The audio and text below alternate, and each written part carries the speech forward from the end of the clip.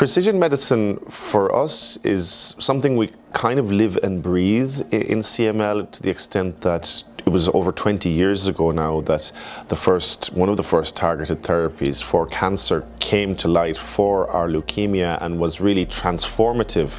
And ever since then we've continued, and the community has continued, I mean the scientific community, to iterate over that and develop better, newer treatments for the disease. But we continue to fight for access to the treatment in many countries of the world. But we understand, I think it's part of our DNA or our fabric as a patient community to live with the notion of a targeted therapy and what that can mean to transform a cancer into something that has become to an extent chronified, even if it's not cured.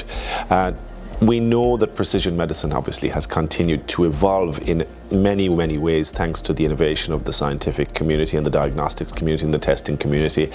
And we're very happy to be part of that family, to not only share our historic story, but also to learn from what's going on in the field of precision medicine and to see how that can benefit patients. Because in the end, it's all great to have all of this innovation out there and the new science and the new things happening, but if it doesn't get into the hands of patients, it's beyond frustrating. I mean, in ways, it's a failure if you develop a therapy or a treatment or a test and it doesn't get into hands of patients. Well, that for me is a failure. It's a systemic failure. So it's something that we as patient advocates, as part of FT3, want to keep that point front of mind, so that we don't forget the importance of the fact that access is also important.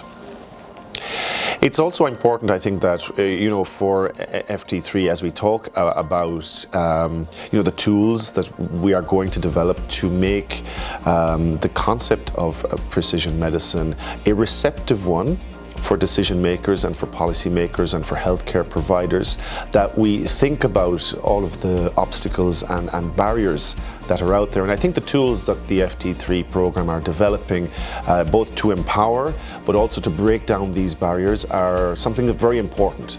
And I'm very happy to be proud of that.